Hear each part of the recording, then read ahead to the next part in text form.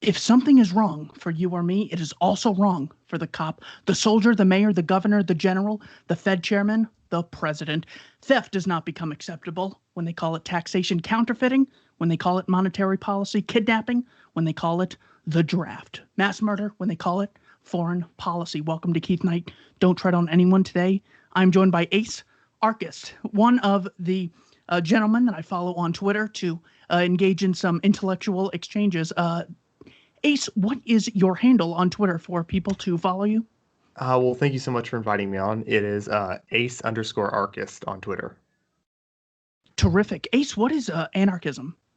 To me, anarchism is the belief that each human being is a sovereign individual who has a right to life and, by extension, a right to the property from their labor, and the belief that no other human being has a better claim to said life or said property than anyone else. So each person is their own sovereign individual, and no one has a right to, by extension, no one has a right to encroach on the person or property of another.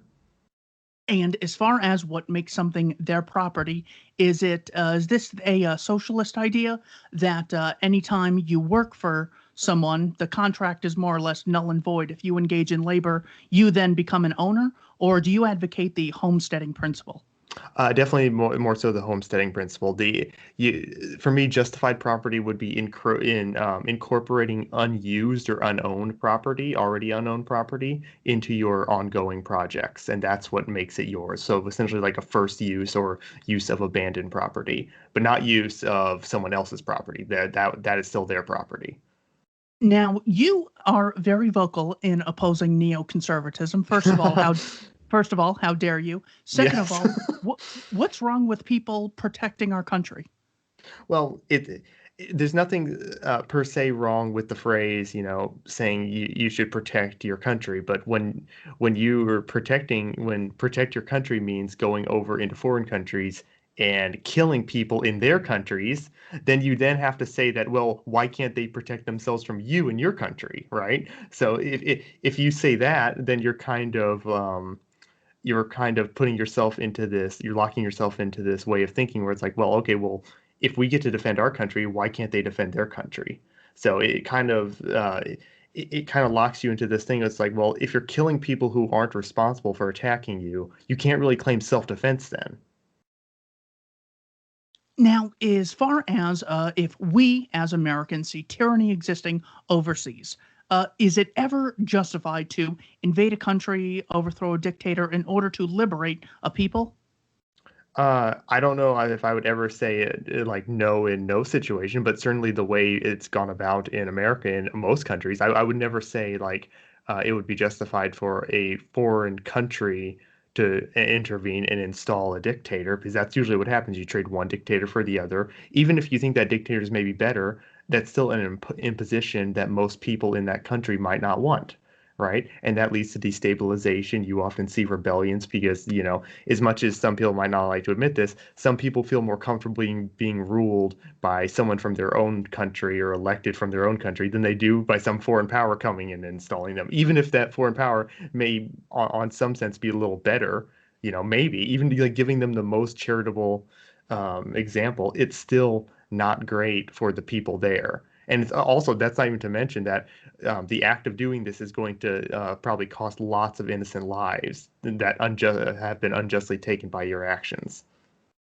Now, I am someone who believes in equality. I Hmm. see the free market as a sort of dog eat dog, Wild West competition, sort of a psychopathic society. But when the state intervenes, it allows we, the people, to use our democratic vote and achieve more equal, more evenly distributed outcomes. Why should I embrace or consider the ideas of anarchism? Well, most of like uh, when you assert the principle of equality, you always have to be careful about what you're asserting, because it's like equality on its own doesn't stand on its own. It's a principle that relies on other principles, right? So equality between what, right? So you could say, well, you support equality between rights, human rights. You could say you support equality from material standards. So these things are very different. But to get to your question, assuming that you're talking about like more of like material standards.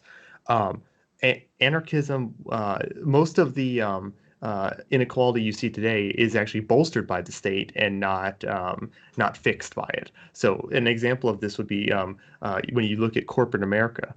Most of the corporations in this country have been given special privileges by the state through lobbying and other regulations where they essentially kill competition and increase the cost of entry into the market. And what this does is it creates this effect where you have these corporations who are shielded from competition, allowing them to almost get this quasi-monopolist status in society backed by the state.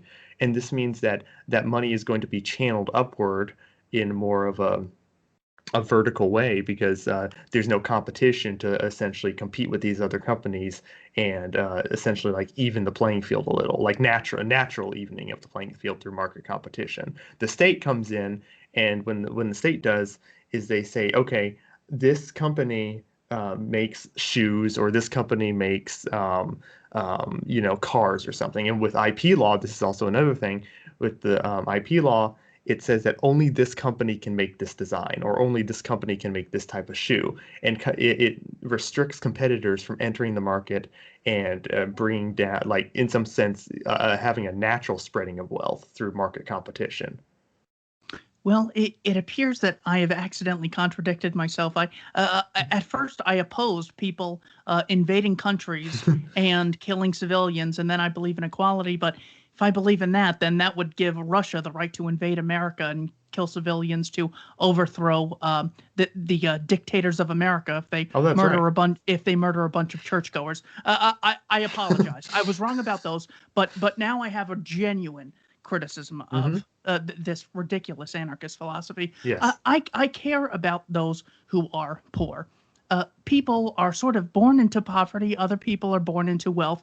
And this is sort of a trajectory that will just continue unless we as Americans participating in democracy vote to elect officials who will redistribute things and help the poor. So whether or not it's equal, I actually didn't consider the fact that people in Haiti are poorer than me. Well, what I'm really talking about is I just care about the poor. That's really what I'm concerned about. If I want the poor to become wealthier over time, why should I consider anarchism?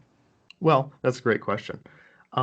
One of the reasons is that the state has no actual incentive, and these politicians have no actual incentive to take care of the poor. And for one, even if they did, right, we are talking about forceful redistribution of wealth. So while I think your heart is in the right place, what that really means in practice is you'd be extracting people's wealth at the threat of gunpoint and imprisonment if they did not hand over their wealth, right? So while your heart might be in the right place, the actions that you want to take to alleviate the problem of poverty would certainly cause more aggression over time.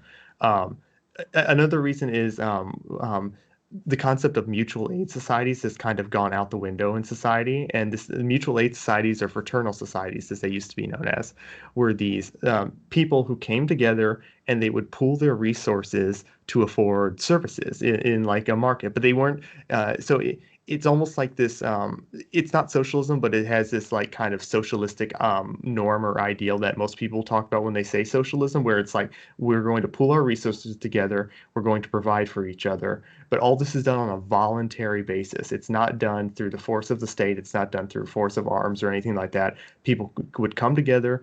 They would hire out either externally, or they'd have their own doctor internally in these mutual aid associations. And then people could compete for contracts about, okay, I'm a doctor. I want to work or be on a retainer with this mutual aid association. And then that means in practice, everyone pooling their resources together in that mutual aid society would then, in some sense, have free health care in the sense that most people talk about when they want America to have free healthcare, but they do it voluntarily instead of, what most people talk about in America, which would be, healthcare funded through money provided at gunpoint.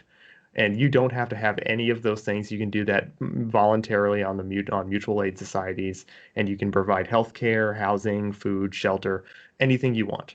And this happened historically. This is not just some theoretical. This was the norm before the state destroyed them.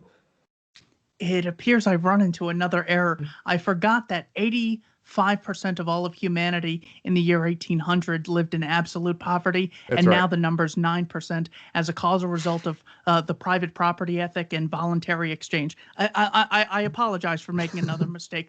I finally have a justification for why anarchism is ridiculous, and the answer is because, sir, I live in the real world.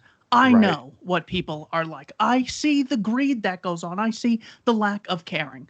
People left to their own devices, chaos theory is not going to work, is not going to benefit the people at large. We must have a mechanism. That mechanism is the state for us to use as a tool in order to fight the greedy people that in reality do exist, much as you people like to deny that they do. How do you respond? Well, let's just assume everything you said is true, that people are just no good, they're evil, they're greedy. The last thing you'd ever want to do is give them a monopoly on violence, right? Like that's the very last thing you would ever want to do would be to say, let's set up this institution where we take, these people and we set it up a hierarchy in such a way that the worst of the worst will be incentivized and attracted to this hierarchy, and then they're allowed to expropriate, imprison, and murder whoever they want as long as they give themselves a legal justification for it prior, right? So that's the first thing. The second thing is that if most people in their everyday life live in anarchy, right? 90%, maybe even higher than that, all 90% of your daily interactions are interactions where you and multiple parties are not trying to dominate one another through initiated coercion, right? So most people in their daily lives all the time live like this. And if you want to say, well, yeah, but without a state, maybe they would just kill each other, right? We just go on and kill each other. Well, that wouldn't make much sense, would it? Like, why would people, the moment the state's gone, just go, if they value their own life, why would they just go around starting murdering people? It seems like that'd be a quick way for themselves to get killed, right? So it doesn't even make sense on multiple levels. All right. So I had totally forgotten to take my principle of greed being bad and apply it to the state. Because if it's bad for a private company that I can voluntarily associate with and that faces competition, if it's bad for greed to exist there, certainly greed existing in humans would apply tenfold to the existence of a state. However, do you not fear that if there is not some sort of regulation, even if there is regulatory capture, sometimes we just need a state to sort of oversee things? Like you know how when you go outside and you'll see like a person holding a leash that's attached to a dog just to make sure the dog doesn't do anything crazy. Isn't that kind of like government sort of just keeping society on a leash, making sure that, even if some bad and some good could happen, if the dog was totally free, they're at least stopping really, really bad things from potentially happening? No. Uh, well, for one, I don't know if it's the best optics to, in the analogy to view human beings as dogs on leashes. That kind of calls back to something else we might not want to call back to. Um, uh, but why would you trust a monopoly to have regulatory power over people who you're scared might become a monopoly, right? So this is always the example given to like regulate corporate power. Well, this corporation might become a monopoly, so we're going to appeal to this bigger monopoly to stop this smaller monopoly from popping up, right? So it doesn't really make much sense. If you're opposed to monopolies, you should be opposed to the state. You should not you should not make exceptions for the state, which is the most dangerous monopoly, which has always been the most dangerous monopoly throughout human history. So there are ways to like regulate things and make sure things are in like working order on a market. Like the big one of the big pitfalls statists make when they talk about this is they assume that the market itself is an institution. So they'll say like, why would the market regulate itself? The market isn't an institution. It's closer to an ecosystem. So it's just the market is the sum of all voluntary actors acting with each other, whether they're buying, trading, abstaining from buying, trading, gifting, associating in any way that's peaceful. And the market is the sum of all these human actors' actions, and that's it, right? And they're going to have incentives to make sure that they're not being screwed over, all these things. So everyone is essentially checking everyone else in a market. It's not some institution that we have to trust to regulate itself. No, that's the state. Yeah, I guess I forgot again that the state doesn't pass the test of the most vital regulation society needs, the ability to disassociate voluntarily with bad actors and the Right. ability to go to competitors. Oh, gosh, I feel really bad about this. I see that roads currently are provided by the state. So, step one, state exists. Step two, state provides roads. Step three, Ace and his pals come in, abolish government, and with government, who created the roads, now no longer is able to exist to give me the roads that I get to work on. If we don't have government, we would not have access to roads, something that's very hard. It's not like, Monster or, a microphone that you can easily exclude people from. Without the government, how would we have something like roads? Well, there's a lot wrong with that. First, it's a correlation causation fallacy. Just because roads exist, if you want to say roads existed after the state or once the state was there, that doesn't mean that roads can only exist once the state's there, right? So that's one thing. Also, it's not true that the roads did not exist before the state. Animals make their own roads, right? It's um, so it's not even that, the that we're just incapable of this. And also, it's just kind of like this is just kind of an intuitive argument, but it's like if we can make all this amazing technology on the market, right? The complex system after complex system into a machine that we call a phone or a computer, right? But we can't figure out a little flat surface on the road. It seems like, well, that just shouldn't be possible, and it's not. It's not. I mean, it's not impossible to make this. So once we understand that, we have to concede that, oh, well, okay, so they can be made, and just because the state makes them now doesn't mean they can only make them, right? That would be an incorrect assumption. And also, um, all you do right now, if you look at the road and how the roads function, like 40,000 people die on the roads each year. If this was a private company that had those numbers, we would never hear the end of it, understandably so, right? So the state not only produces roads, but they produce them badly and they lead to all these deaths on the road. So Now, oh, go ahead.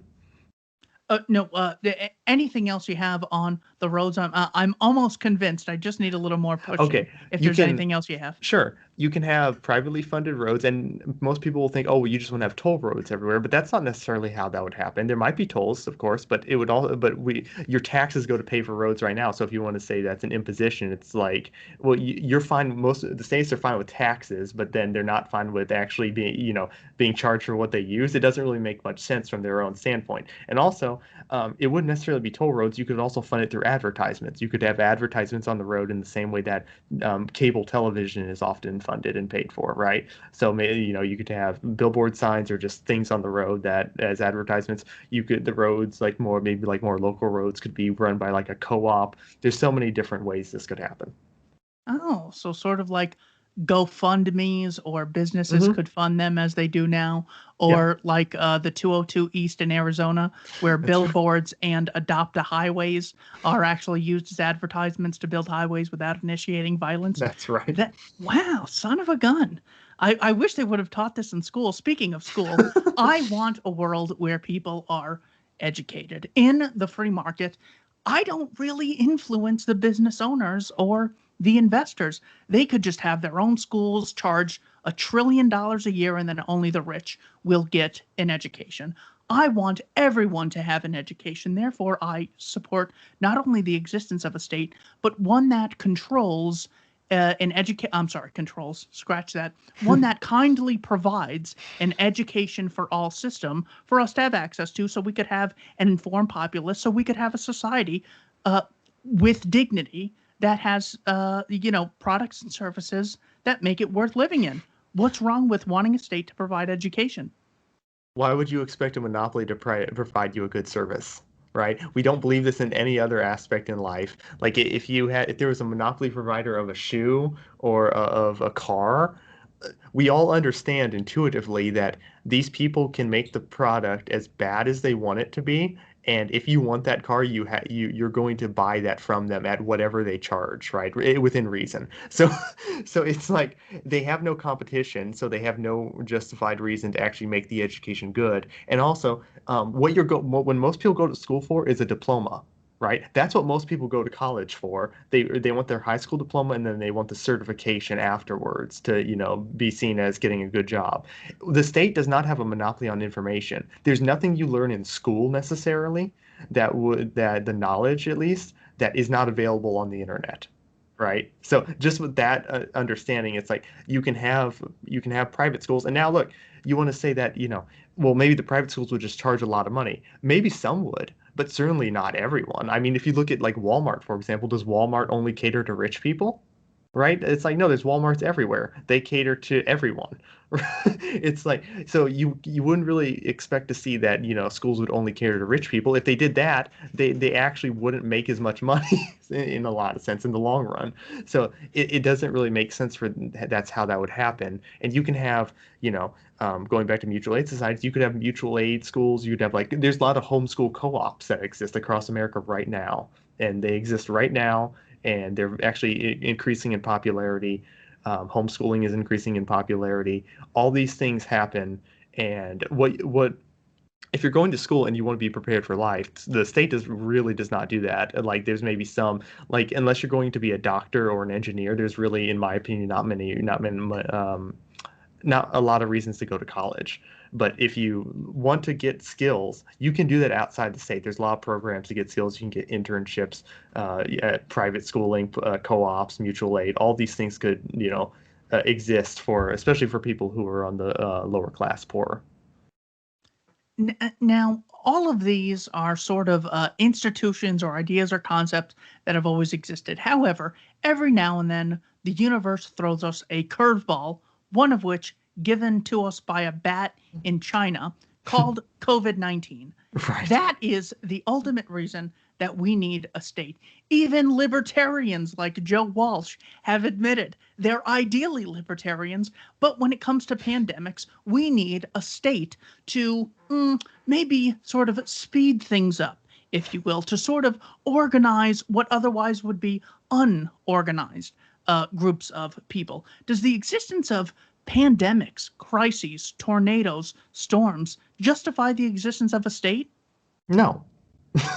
um, Look how the state has handled the virus so far, right? If people want to say that, people simultaneously want to say we need a state to stop this, and oh my God, look how bad it is, right?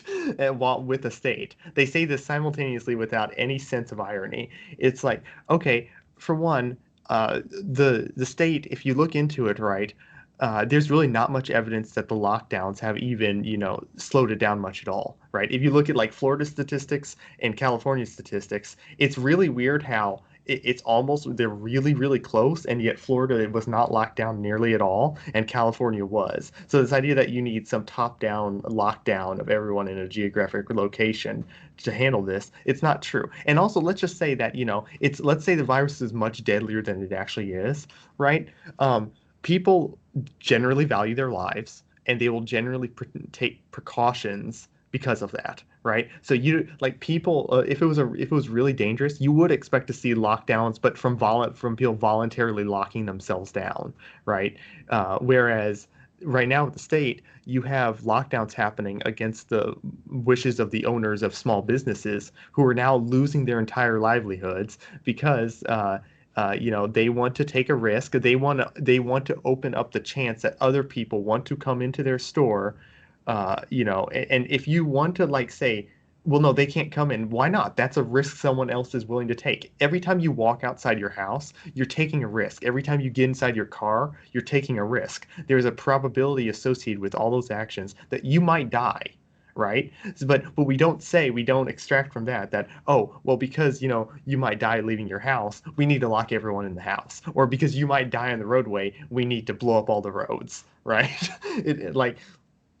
No, there's probability, there's risk with everything involved. So just the existence of risk from external factors, that doesn't we wouldn't consider that justified in any other situation. Interesting comparison between California and Florida, considering California has a generally young demographic, and if Yeah, COVID is killing that's old right. people, disproportionately, I would assume that Florida, with the second oldest population in the lower 48, I guess would have significantly higher debt stats, considering they opened about 6 months ago, and we're That's right. recording this. And this is crazy. Yeah.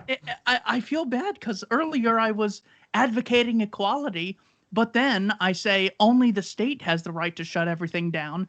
But if I believed in equality, then I would believe anytime a crisis occurs, any group or group of people have the right to initiate violence against millions of strangers under the guise of the greater good, and then that group tells us when it's okay to open again.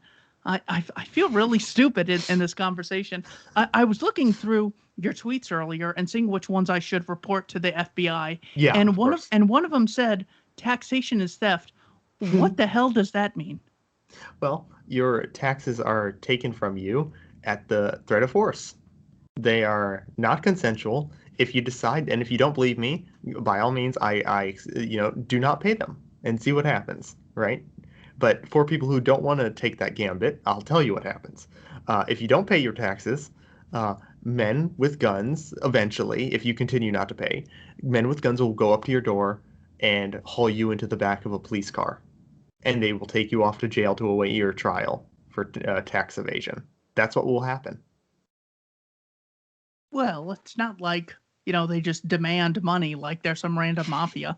In exchange for this money, you get police protection, domestic protection, foreign policy protection in the form of a military, roads, schools. We get the wisdom of politicians. So it's not just that they're just taking money. They're actually giving us a product or a service in exchange, much like when I go to Subway, I give them money in exchange for a sandwich. With government, I give them money in exchange for their services. What's wrong with that? Well, for one, Subway's does not lock you in a cage. The other one is that just because you benefit from a service, even if you want to say that, like, even let's give the best example possible for say, let's say people actually do benefit from these services, even though they don't. But let's just say they do. That still does not obligate someone to pay. Just because you benefit from an externality, right? People always talk about free rider. Free rider is an economic problem. It does not justify using violence against people just because they are benefiting from a service they're not paying for, right? We benefit from services we're not paying for all the time. So people always like to talk about negative market externalities. We benefit from positive market externalities every day of our lives, and we don't even realize it. The fact that I'm able to talk to you right now is, in some sense, I didn't pay for this, right? Is a positive market externality in some sense, right? And other people who will listen to this later on will also be able to benefit from things, but we don't think that, oh, well, because you benefited from this, therefore you better pay me or I'm going to lock you in my basement, right? So an example I always like to use is that each person who says this, like, you benefit from your life, from your own existence, right? To benefit, the presupposition, the presupposition of this is that if you want to say, well, if you benefit from something you have to pay, it would assume that you're benefiting from life, right? If you're benefiting from anything at all, you have to be alive to benefit, right? And for that, that would imply that, well, if you benefit from anything at all, you better pay your parents, right? You better owe your parents money, and if you don't pay them, they can lock you in a cage, because everything you experience and benefit from is in regards because you were born, and that's because of your parents. So therefore, just because we would all say that's insane, right? We would all say, well, no, they can't do that. Or what if I mowed your lawn in the middle of the night? And let's say you actually liked how your lawn was mowed, and you woke up the next morning, and then I came to your door with a gun in hand and said, oh, by the way, here's the bill. You're going to pay me this money, or I'm going to lock you in a cage. Or if you resist the imprisonment, I'm going to shoot you. That's what the state does. Wow, this is pretty wild. Yeah, I feel bad at the beginning of this. Here I am thinking I am the champion of the little guy against the big guy, and all along I was defending the theft-funded, trillion-dollar-a-year mass-murdering government against the small business owner and everyday person just trying to make voluntary exchanges. This is really a nightmare for me. All in all, these are more or less subconscious reasons that I fabricate to justify a state. The reality is, I'm scared. I'm scared if there are no anti-discrimination laws, people will not trade with me. I am genuinely scared if there is not a state trying to get my vote, or even if they're just propagandizing me to try and use me, I'm afraid I won't be protected. Why should I consider anarchism? Well, remember the anti-discrimination laws. Though what the state often does is that they'll see a social movement happening in America or in any country, and then they'll jump ahead of it and pass the law and then claim victory retroactively after the fact, right?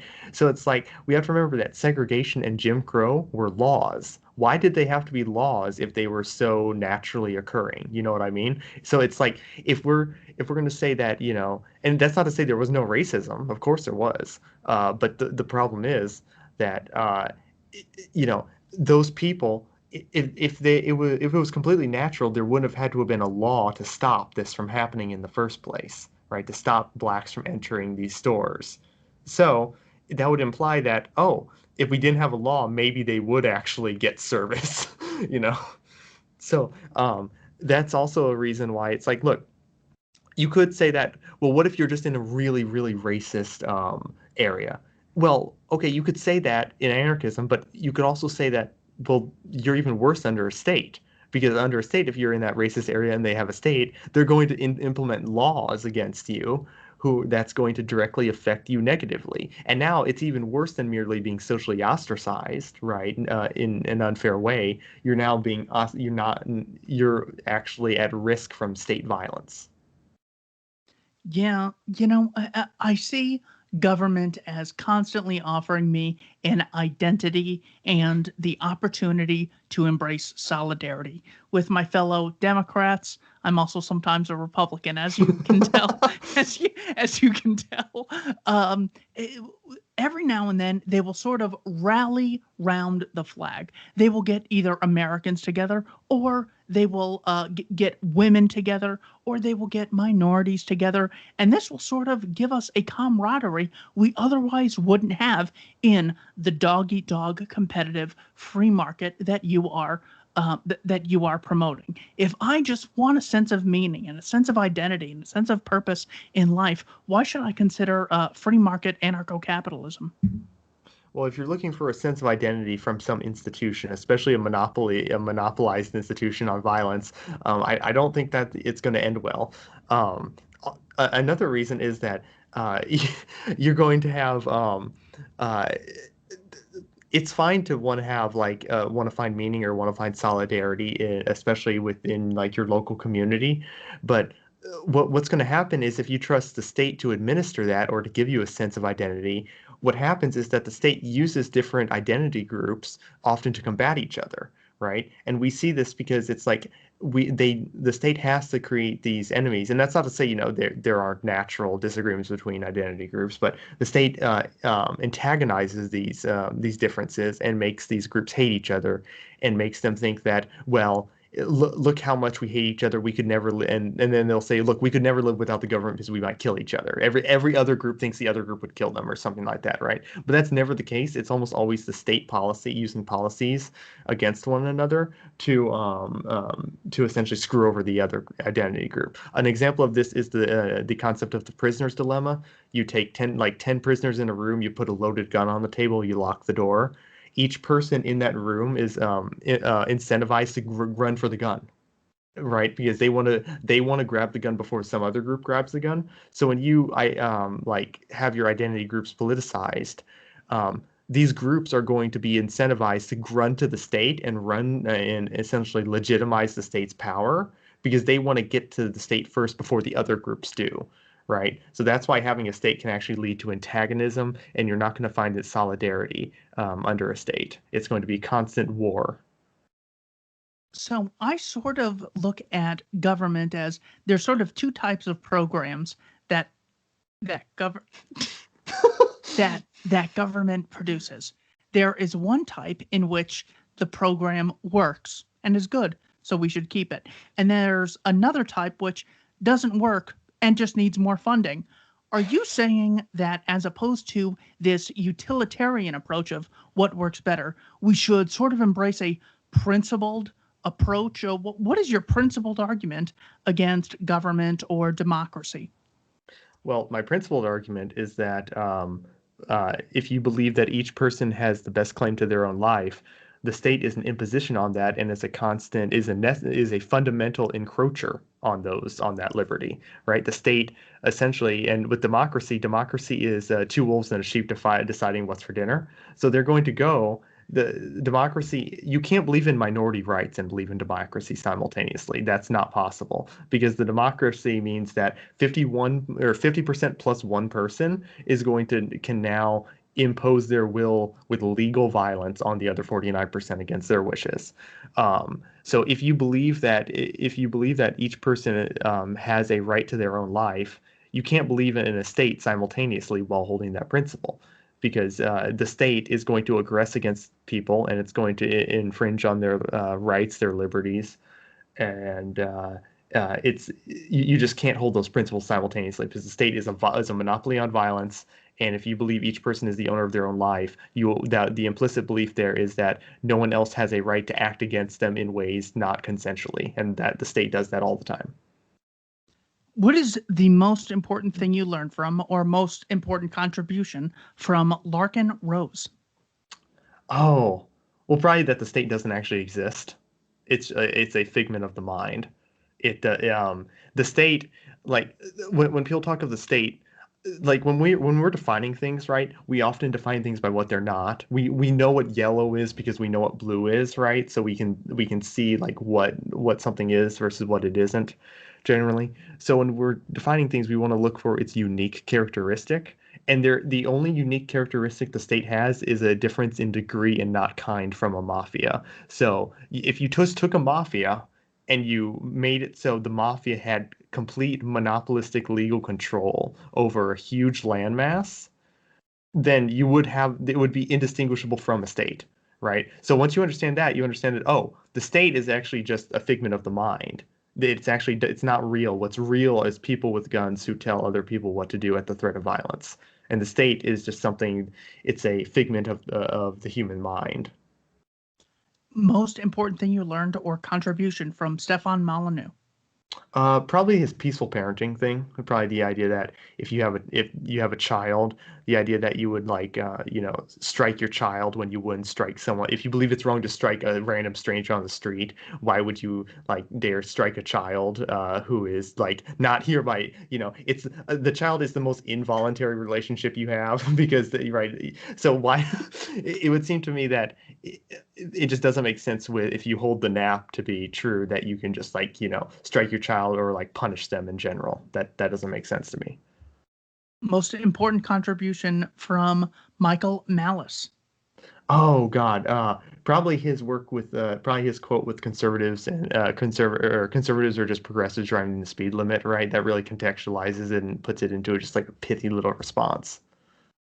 Most important contribution from Tom Woods? Oh, I don't know if I can name one. I've listened to so many of his episodes. Please list as many as you'd like. Okay. We got time. Okay. Probably just introducing me to all these different figures in libertarianism is, I think, the biggest one. Also just every week, or every day actually, because he puts out five a day. He introduced me to all these people that kind of was able to get me to read more and branch off into all this philosophy. I found Scott Horton from him, which was also a huge influence.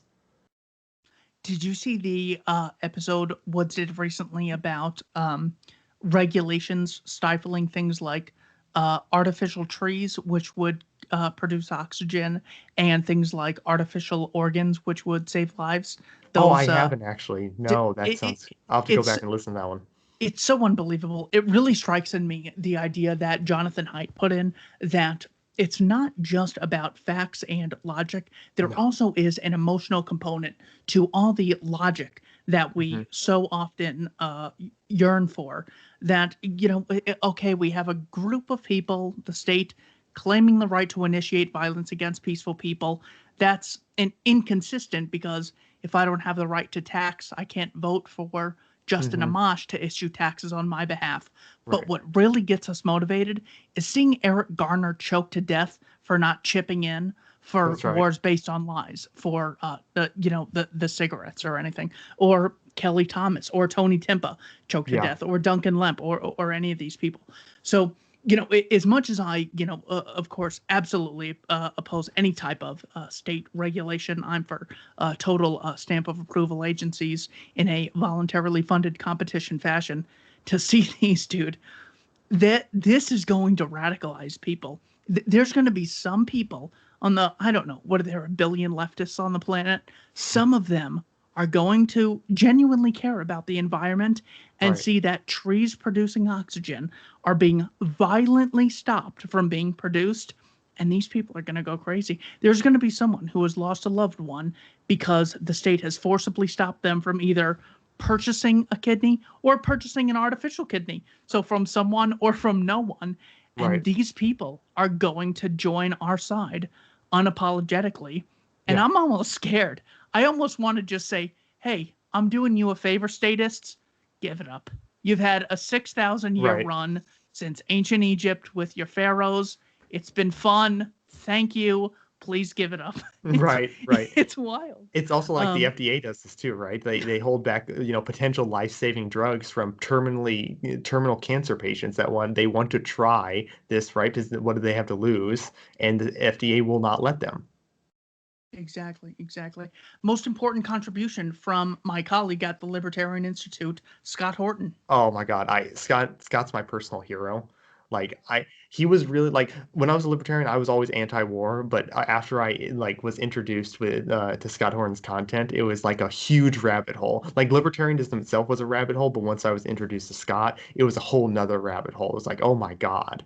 Right. And what I love about Scott is his intensity that he brings. Like the man's a walking encyclopedia of knowledge, for one. So he knows like everything about everything. It's like, my God, like I respect that guy so much. But it's like uh, probably just his intensity about human life in general, and the fact that these people who we look at as, oh, they're just noble politicians, are really just mass murderers, right? Let's call them what they are, right? The first step of truth is to call things by their proper name, and these people are just blood-soaked monsters, and that's what I love about Scott, is he does not hold back.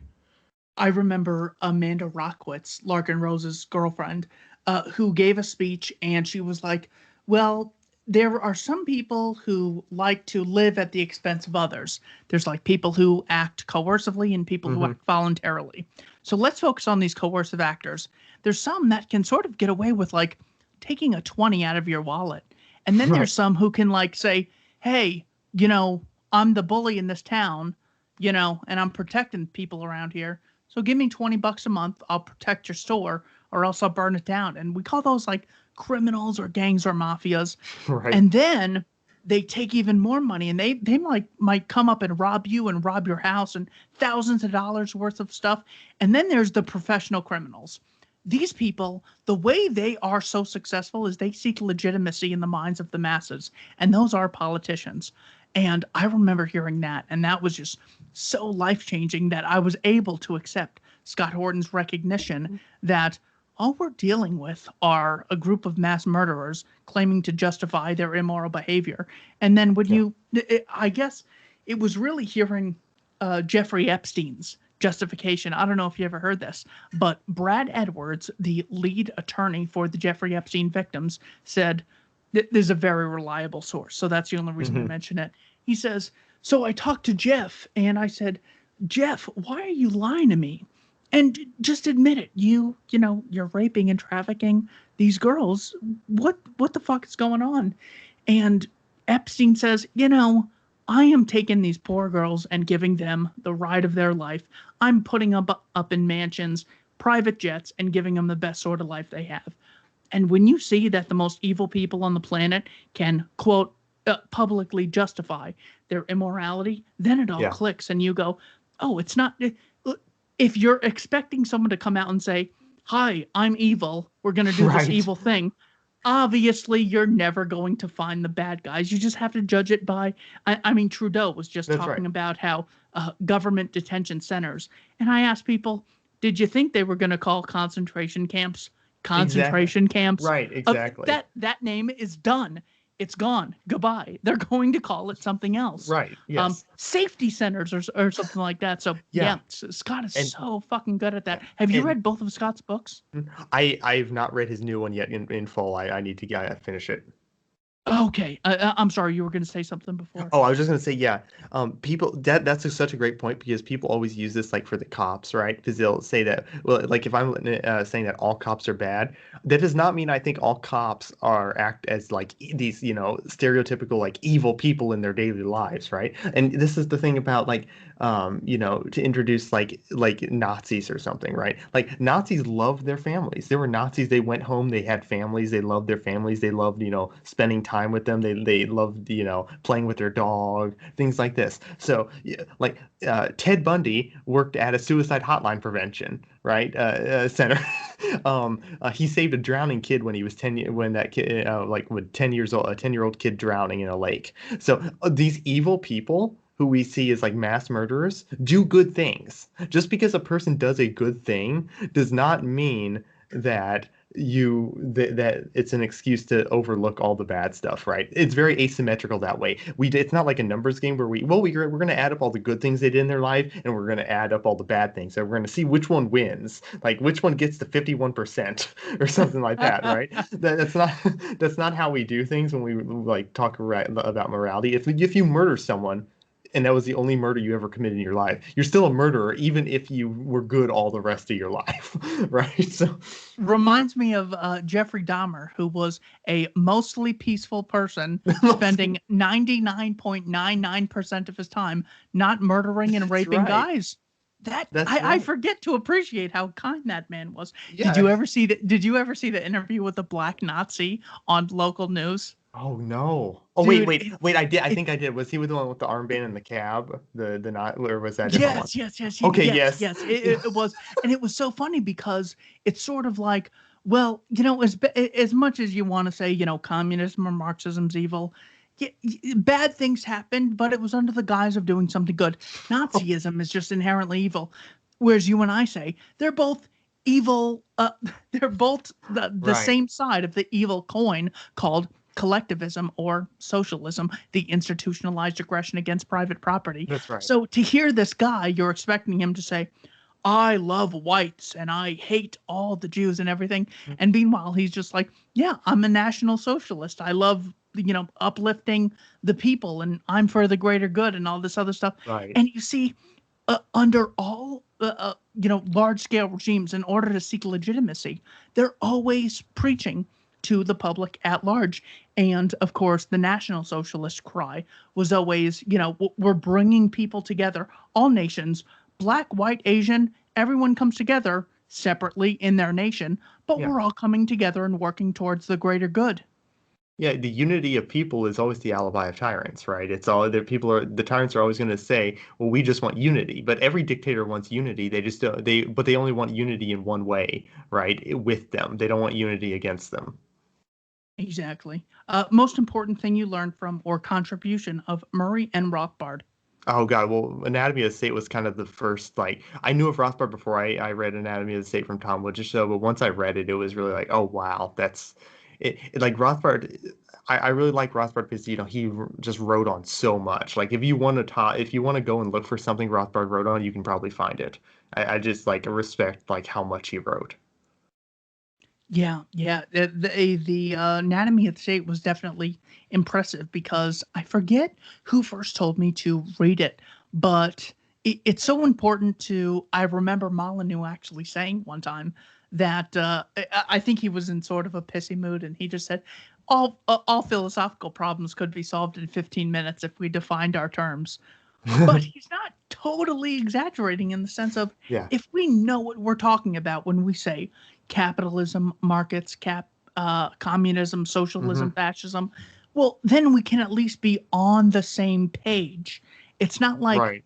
we're totally talking different languages at some point. So when Rothbard went through Anatomy of the State, let me ask you, what does Rothbard say is the state? Well, he says it's a gang of thieves writ large, I believe, is his classic quote. Exactly. Yeah. I rem as far as I remember, I don't have the book in front of me.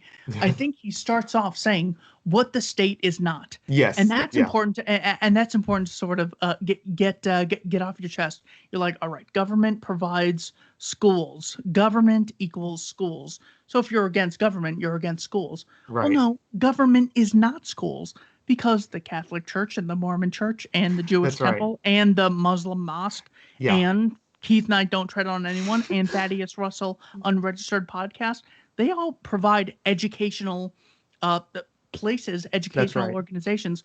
Are they It- government? Well, that's not what it is. Government is defense. So right. so everyone who owns a gun, all security agencies are government.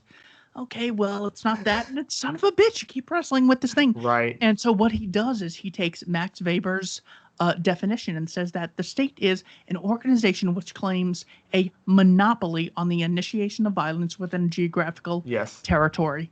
Chase Rachels clarifies this and says it's on a geographical territory in which the owner did not justly acquire the property or voluntarily contract Mhm. with the people involved. So, in other words, you could technically say, I own this house, therefore I have a monopoly on the property, therefore I'm the government. Well, I also That's think, not a government. I also think like there's a difference between like monopoly on use and monopoly on violence, right? Like if I own a piece of property, I have a monopoly on use of that property because I have a right to exclude others from it, but I don't necessarily have a right to do anything I want to a person on my property, right? If I had a monopoly on violence on my property, if we use the state's justification, I could just do whatever I wanted to them and make up whatever rules I wanted and just, do whatever I want. Like if I say like no drugs on my property and I catch you with drugs, I don't have a right to lock you in my basement for like 10 years, right? I just have a right to exclude you from the property. So I can't. So that is another, I think, distinction you can make. Exactly. Excellent point. It's amazing how so many of us can spend so long talking about this thing called government, this thing called the state, without actually understanding what it is. Yeah. Besides Anatomy of the State, what are some books you recommend that people check out if they want to understand either philosophy, logical thinking, libertarianism, anarcho-capitalism? What are some books you recommend? Yeah, Michael Huemer's The Problem of Political Authority is a great one. Larkin Rose is the Most Dangerous Superstition. Let's see, Democracy, the God That Failed from Hoppe is a good one. Also, Lysander Spooner's No Trees in the Constitution of No Authority is a great one. I know I'm going to forget one. I'm going to be like, no, damn, I forgot. Rothbard's Ethics of Liberty is also good. Benjamin Tucker wrote a lot of great articles in the past. You can find those online.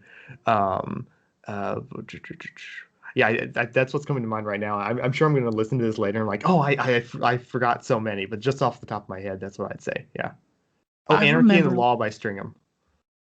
Oh yes, Stringham. Stringham is excellent because in that book specifically, it's actually a collection of works.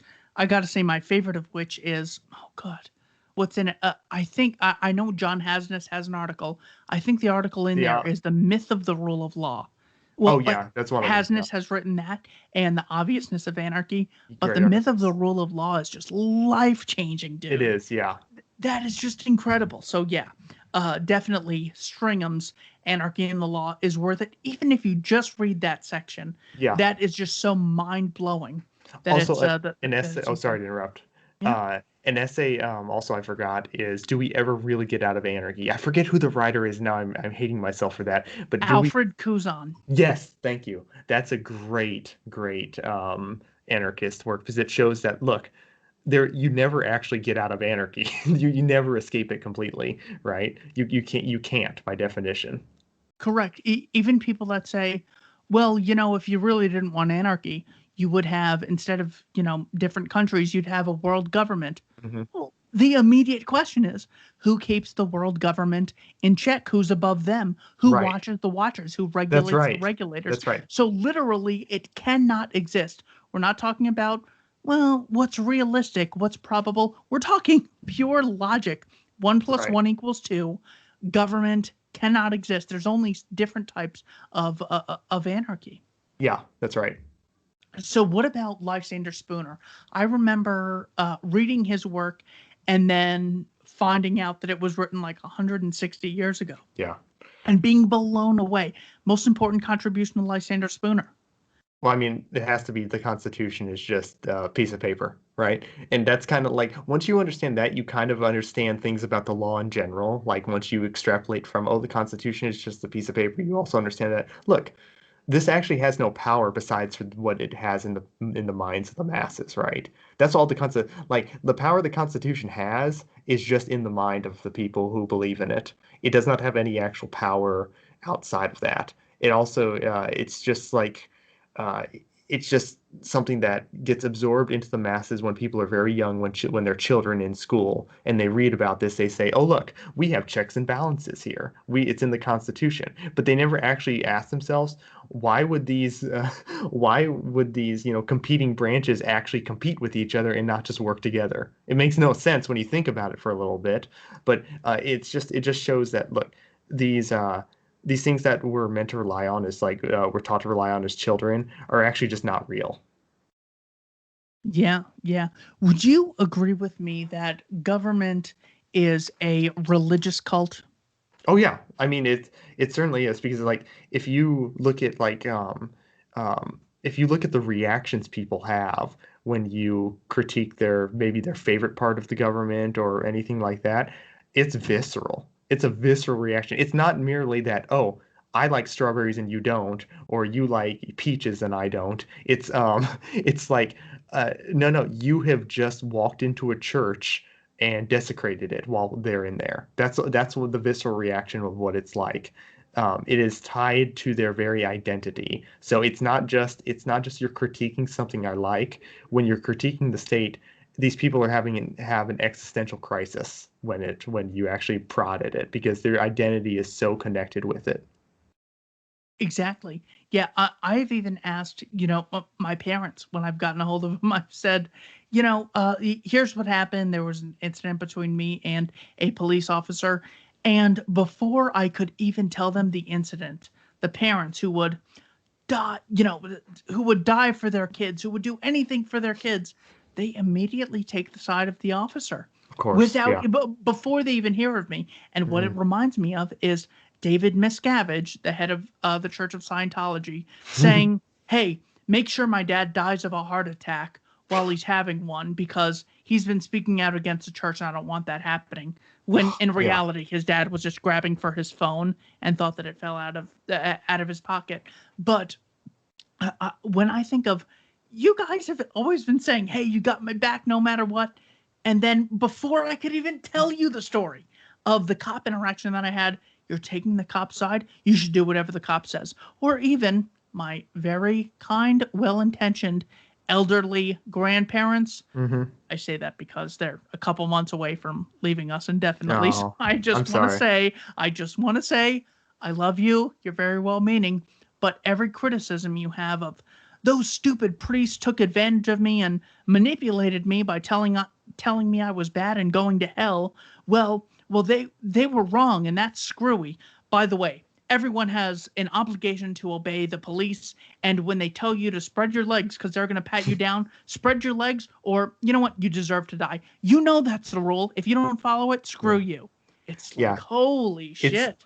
When people always say with the cops, it's like, well, if you had just complied, no violence would have happened. But that's what you say to a hostage, right? Like Yeah. hostage takers say that to a hostage. It's like, just do what I say and you won't be hurt, right? It's like at that point, you just have to assume that it's like if you took away the badge from this situation, everyone would realize what they're doing is not right. We would all understand that, yeah, hey, they can't do that. That's not okay. But you put the badge on, they're like, oh, that's how you know it's just like it's all fake. It's just an illusion that people have that, well, because people always assume that, here's the thing, right? People always assume that the story they're told is how reality works. So they're always saying that, well, cops are there to protect us. So therefore, if there's a cop and he's acting in a certain way, that means the way he's acting is protecting us, right? So it's just this logical assumption that's faulty, and it's not justified that they work off of to say, oh, well, look, he's a cop, so he's obviously a good guy. He's protecting us. So therefore, if you're against any cop action, you're therefore the bad guy, right? That it's really simple, but I promise that's actually what they think. Exactly. Yeah. It's the my response to people when they go, "Oh, you're one of those libertarians, or you're one of those anti-cops," and they'll sort of open their eyes and lean in and get close to my faces, and you got something to answer for, and I say, not anti-cop. I just hold them to the same standard I'd hold anyone else to. Or when the teachers, oh my God, the Mhm. teachers in Arizona, we had a big thing called Red for Ed, where all the teachers went on strike and were marching, and dude, I went to one of the meetings and I said, "Well, what do you think about the what the teachers told me when I was in school? You get what you get, and you don't throw a fit." And they all started booing Oh, that's immediately. And they great. go, what you're talking about is how teachers treat children. We're talking about how adults treat. We're gonna have to go to the next question here. Right, And right. so, Oh, so good. so the cool thing was is I was getting paid to go to them at the time, and I was totally broke. So it was just a blast going to them. But what I learned was this state is a religion with Yeah. many different sects. Some Oh of the yeah. sects, the old one used to be the monarchism sect. Hmm. Today in America, it's the Democrat and Republicans. In Europe, it's Labor and conservative, and these things change. What they all have in common is they all believe one group of people has the right to initiate aggression against everyone else. And there's a blatant double standard in when it's okay to initiate violence against peaceful people. And some people have different rights than anyone else. Yeah. Do you see that it's not just a religion or a belief? It's quite literally a cult where they'll Oh yes. defend mass murder, even on the scale of everything from Eric Garner to Hiroshima. Yeah, I was just going to bring up Hiroshima too, because it's like, yeah, is they view, well, it's also like tribalism mixed with cult behavior, which is they also go hand in hand, but it's especially amplified with the state. Is that you see that um, what they would view as like if Hiroshima happened to America, right? If it was reversed and Japan was the one who was attacked by America first, and then Hiroshima or Japan responded by nuking two American cities, we would obviously all see this as mass murder, right? Everyone would look at this as mass murder, and they would view it as an atrocity, and this can't ever happen again. But when we do it to them, well, it's just that's just how it is. That's how it has to go. When you question people on this, you have there's a visceral reaction with them. Because that's like, well, how dare you? We if we didn't murder them, we would have had to invade, and some of our troops might have died, right? Because that's what they say. It's like, well, I mean, maybe also just don't invade and kill those people either. I have asked that a number of times. I say, "Oh, son of a gun." Well, so if we like don't concede that we've lost in the graveyard of empires, Yeah, Afghanistan, the Taliban has the right to nuke Los Angeles that's and right. Jackson, Wyoming. I have to throw a right wing city in there because if I Yeah, of just say course. Los Angeles, they'll say, "Yep." Yeah, right. uh, so and they will be so offended because that's what 9/11 times 33, Yeah, literally 33 yeah. 9/11s is what Hiroshima would be in a big American city. And it's like it's so incredible how good people can just sort of be switched on and off. Like people that I love in my life Hmm. are so kind and I get along with them so well. But hey, if they didn't get a license to operate their business and they're engaging in Bitcoin sales, you know what? They know the law, and I don't care if they go to jail. And if they resist the police, well, then they should shoot them because they didn't follow the law. That's And right. it's like, Yeah, oh my God, who the yeah. fuck am I talking to? Right. It's Exactly. like it's like they shapeshift into a different type of species. Yeah. It's like there's a part of their existence that's just ingrained in the background, and it gets like triggered on at certain words, like a sleeper agent type thing. It's like, right? It's kind of crazy, but yeah, you also see this like with the Hiroshima and Nagasaki thing. It's also I've also asked like, look, if you believe that a government has a right to nuke another government because of a previous, attack, or then you also in some sense sort of justify 9/11, right? Because America bombed and starved children in the Middle East for years preceding 9/11. And then the hijackers and Osama bin Laden use that as a justification for one of their justifications for 9/11. So it seems that if you apply the standard to one, you have to be consistent and apply it to the other scenario, and you end up justifying, horrible atrocities. Of course. I mentioned that in my debate with the great intellectual Kevin Carson's, where I said that the U.S. had invaded Iraq, bombed Iraq, and formed a blockade under a document titled Iraqi Water Treatment Vulnerabilities, I think was the official title in 1991, where the plan was to starve the populace in order to, quote, piss them off, and Right. then they would rise up against Saddam. Could you freaking imagine? Ace, I'm going to starve you and your family Yeah. to death until you kill the mayor of whatever town you live in. Right. That is like so fucking bizarre Yeah. that you could get the average person to defend that, and then they'll defend the Madeleine Albright speech, where I was at the bookstore and I said to a family member of mine, I said, "Isn't it funny? Madeleine Albright's book is titled Fascism, a Warning," when it's like, well, fascism is the terrible fear that there might be a government takeover and, they murder innocent people. And she justified the murder of 500,000 children. Whether or not that was an accurate number, she She justified thought the it was, number. at least. Yeah. She thought it was. And he goes, well, that's okay. I mean, maybe she just thought that if they did nothing, it would be even worse. And it's like, wow, it's okay to murder someone on Tuesday, because had you not murdered them on Tuesday, they could have been murdered the next day, on Wednesday, or on Monday. And they might have been tortured to death on those days. So really, you're doing them a favor by just murdering them, because they might have been tortured. It's like wild what you'll get good people to justify under statism. Is there any more books or people you would advise people to look into if they're interested in anarchism, voluntarism, self-ownership, or the non-aggression principle? Oh yeah, absolutely. I would like, if you're just like getting into it, I actually recommend Frederick Bastiat. His book The Law is like a great introduction, and then from there, as we said before, I would actually recommend Anatomy of the State, Rothbard's Anatomy of the State. That's a good jumping off point. From there, you can go in a bunch of different directions. Certainly Mises, if you want to go into economics, Ludwig von Mises. Anarchism, as we always said, Larkin Rose. There's a lot of like individualist anarchists from like hundreds of years ago that are really good. Voltairine de Cleyre, Benjamin Tucker, Josiah Warren. There's I'd also recommend, like, if you want to dabble into like some of like the anarcho-communists that aren't terrible, Emma Goldman is a good one too. There's also I know I'm going to forget, but definitely, honestly, if you're on Twitter and you're not following Scott Horton and antiwar.com and the Libertarian Institute, you need to be. Like, those are like, if you're on Twitter, those are like essential follows, in my opinion.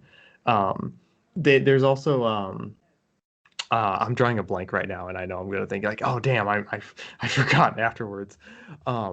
Roderick Long and Gary Chardier are libertarian theorists who are live today. Those are two great theorists. I would also recommend people check out. They have a lot of great like videos, articles, and books. Excellent. Yeah. Yeah. But one thing about, have you ever read Hayek's work? Yeah, a little bit. So I came across this quote when I was reading the Constitution of Liberty. He says, our rapid economic development is in large part a result of inequality and impossible without it. Progress at a fast rate cannot proceed on a uniform front, but must take place in an echelon fashion at any stage of the process of growing knowledge. There will always be many things we already know how to produce, but which are still too expensive to provide for more than a few. All of the conveniences, all of the comfortable homes, of our means of transportation and communication, of entertainment and enjoyment, we could produce at first only in limited quantities. But it was in doing this that we gradually learned to make them or similar things at a much smaller outlay of resources, and thus began to supply them to the great majority. A large part of the expenditure of the rich, though not intended for that end, thus serves to defray experimentation with the new things that, as a result, can later be made available to the poor. In other words, Gordon Gekko has the big brick phone to his head in the 1980s, Right. and today most of us have smartphones, even if we're at the lower social status or income Yeah. income bracket. If you talk to someone who says, "God, it makes me so insecure to see people so rich, and hmm I work really hard, and I don't have as much as all these rich people," what do you Yeah. say to them? Well, I think like I can understand why like there's a visceral reaction to this in some sense. There's a deep-seated like gut feeling like why am I living really poor and these people have it all? But I think why it's hard to make economic arguments to most people is that a lot of times these economic arguments you have to there's like third, fourth, fifth order effects. You have to explain like it's this big like domino chain of no, this will lead to this and this and this. And most people, it's hard for a lot of people to kind of like make that to bridge those gaps in their mind, right?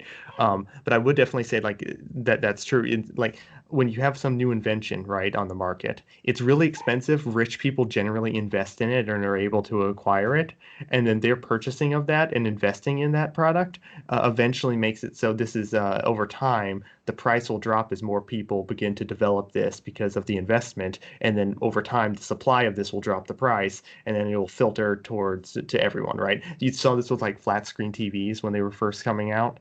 They were really, really, really expensive, especially the large ones, and now everyone has one, right? So there is a delay from there. It's true. There's a delay from like when from when a product first hits market from to when like the masses will be able to acquire it. But that it's very short in like the grand scheme of things, right?